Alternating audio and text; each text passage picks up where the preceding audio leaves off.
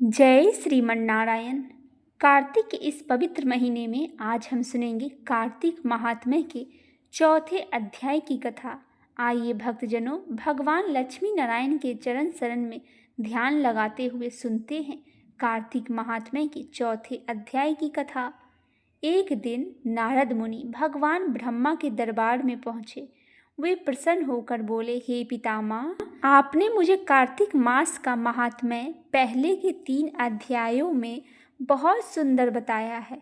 अब कृपया करके बताइए कि कार्तिक मास व्रत कथा के चौथे अध्याय में भगवान ब्रह्मा जी नारद जी को आगे बताते हैं कि भगवान मछली के समान रूप धारण कर विंध्यवासी कश्यप ऋषि के अंजलि में आ पहुँचे।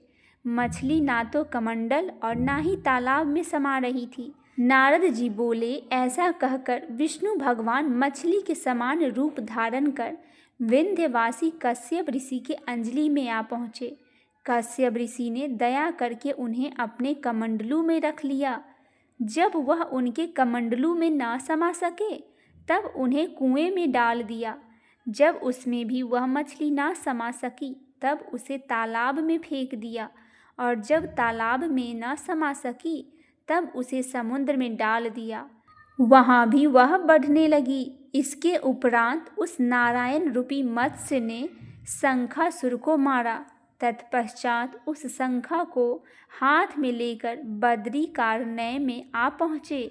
बद्री नारायण में सब मुनियों को बुलाकर आज्ञा दी। विष्णु जी ने कहा, पानी में इधर उधर फैले हुए वेदों को ढूंढो। शीघ्र ही आप लोग रहस्य युक्त वेदों को जल से निकालकर शीघ्र मेरे पास ले आवे। इतने काल तक मैं देवताओं के साथ प्रयाग में ठहरा हूँ। राजा पृथ से नारद जी ने कहा। उसके पश्चात अपने तपोबल के समस्त ऋषियों ने यज्ञ बीजों के सहित सब वेद मंत्र को ढूंढ निकाला। उन वेदों में से जो भाग जिस जिस मुनि को मिला वह भाग उस मुनि को ही कहा गया।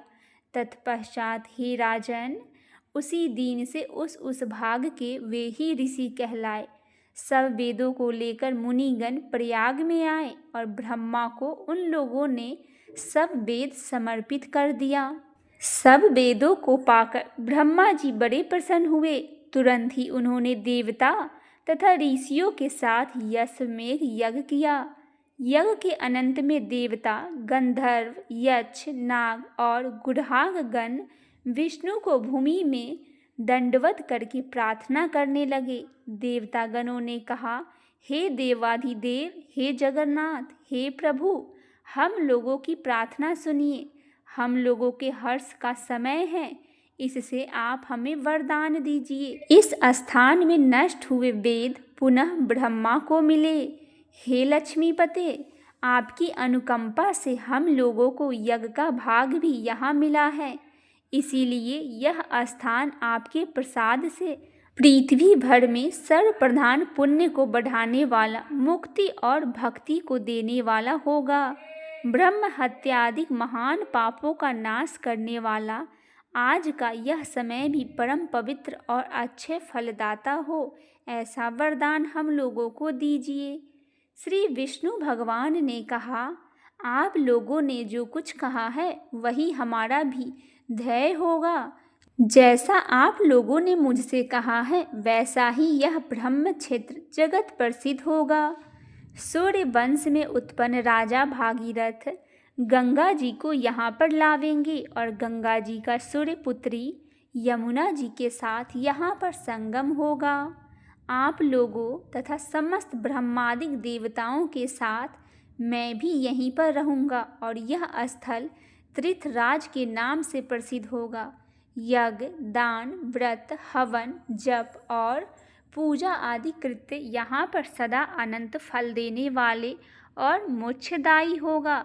7 जन्मों के लिए हुए ब्रह्म हत्यादि महापाप भी इस तीर्थराज के दर्शन मात्र से उसी समय नष्ट हो जाएगा। जो बुद्धिमान मनुष्य मेरे तीर्थराज में शरीर त्याग करेंगे वे मेरे ही शरीर में मिल जाएंगे, फिर उनका पुनः जन्म नहीं होगा। जो प्राणी यहाँ अपने पितरों के उद्देश्य से श्राद्ध करेंगे उनके पितर साक्षात मेरे समान रूप वाले हो जाएंगे। यह समय भी समस्त प्राणियों का महापुण्य फल देने वाला होगा। जो लोग इस तीर्थराज में मकर राशि के सूर्य माघ में स्नान करेंगे, उनके समस्त पाप वनिष्ठ हो जाएंगे। मकर की संक्रांति होने पर माघ मास में प्रातःकाल स्नान करने वाले को केवल दर्शन मात्र से सब पाप वनिष्ठ हो जाते हैं। जैसे सूर्य के तेज से अंधकार का नाश हो जाता है, माघ के महीने में मकर की संक्रांति के होने पर स्नान करने वाले प्राणियों को मैं सालोक्य, सामीप्य, सार्यरूप इन तीनों मुक्तियों का प्रदान करता हूँ। हे मुनिवर, आप लोग मेरे शब्दों को सुनिए। मैं सर्वत्र व्याप्त रहता हूँ, सर्वदा बद्रिकानाथ में निवास करता हूँ। अन्यत्र सैकड़ों वर्ष तप करने पर जो फल प्राप्त होता है, वही फल यहाँ एक दिन में मिल जाएगा। जो महानुभाव मेरे उस स्थान बद्रिकाश्रम का दर्शन करेंगे, वे जीवन मुक्त हो जाएंगे और उनके समस्त पाप नष्ट हो जाएंगे। श्री ब्रह्मा जी बोले कि इस तरह विष्णु भगवान उन सब देवताओं से कहकर ब्रह्मा जी के साथ ही अंतर्ध्यान हो गए और इंद्रादि देवगण भी अपने अंश को वहीं छोड़कर अंतर्ध्यान हो गए। जो कोई प्राणी इसे शुद्ध मन से सुनेंगे अथवा सुनावेंगे, वे तीर्थराज प्रयाग और बद्रीनाथ जाने के समान फल को प्राप्त करेंगे। बोलिए लक्ष्मी नारायण भगवान की जय हो। यह अध्याय यहीं पर समाप्त होती है। आइए भक्तजनों, अब हम सुनते हैं कार्तिक मास की कथा। कार्तिक मास की कथा के अनुसार एक गांव में एक बुढ़िया माँ रहती थी, जो कार्तिक का व्रत रखा करती थी। उसके व्रत खोलने के समय भगवान कृष्ण आते और एक कटोरा खिचड़ी रखकर चले जाते। उस बुढ़िया के पड़ोस में एक औरत रहती थी, जो ये देखकर जला करती थी कि इसका कोई नहीं है, फिर भी इसे खाने के लिए खिचड़ी मिल जाती है। एक दिन कार्तिक महीने का स्नान करने बुढ़िया गंगा गई और पीछे से कृष्ण भगवान उसके लिए खिचड़ी रख गए। पड़ोसन ने देखा कि अभी बुढ़िया घर पर नहीं है, तब वह कटोरा उठाकर घर के पिछवाड़े में फेंक आई। जब कार्तिक स्नान करके बुढ़िया घर आई तो उसे खिचड़ी का कटोरा नहीं मिला और वह भूखी ही रह गई। बार बार एक ही बात कहती, कहाँ गई मेरी खिचड़ी और कहाँ गया मेरा खिचड़ी का कटोरा। पड़ोसन ने जहाँ खिचड़ी गिराई थी, वहाँ एक पौधा निकल आया जिसमें 2 फूल खिले। एक बार राजा उस बुढ़िया के घर के पास से निकले तो उसकी नज़र उन दोनों फूल पर पड़ी और वह उन्हें तोड़कर घर ले आया। उसने वह फूल रानी को दिए, जिन्हें सूंघने पर रानी गर्भवती हो गई। कुछ समय बाद रानी ने 2 पुत्र को जन्म दिया। जब वह दोनों बड़े हो गए, तब वह किसी से भी बोलते नहीं थे, लेकिन जब वह दोनों शिकार पर जाते तो रास्ते में उन्हें वही बुढ़िया मिलती, जो अभी भी यही कहती कि कहाँ गई मेरी खिचड़ी और कहाँ गया मेरा कटोरा। बुढ़िया की बात सुनकर हर बार वह दोनों एक ही जवाब देते कि हम तेरी खिचड़ी है, हम ही तेरी कटोरी है। एक बार राजा के कानों में यह बात पड़ गई तो उसे आश्चर्य हुआ कि दोनों लड़के किसी से नहीं बोलते, लेकिन यह बुढ़िया से कैसे बात करते हैं।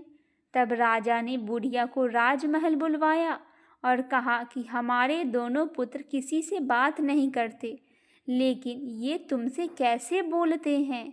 बुढ़िया ने कहा कि महाराज, मुझे पता नहीं कि ये कैसे मुझसे बोल लेते हैं। मैं तो कार्तिक मास का व्रत किया करती थी और भगवान कृष्ण जी मुझे कटोरा भरकर खिचड़ी दे जाते थे, लेकिन एक दिन जब मैं कार्तिक स्नान करके घर वापस आई तो मुझे वह खिचड़ी नहीं मिली।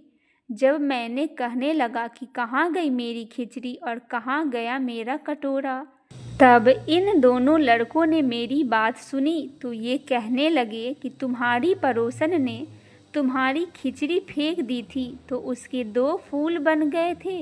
वह फूल राजा तोड़ कर ले गए और रानी ने सूंघा तो हम 2 लड़के जन्म हुए। हमें भगवान ने ही तुम्हारे लिए भेजा है।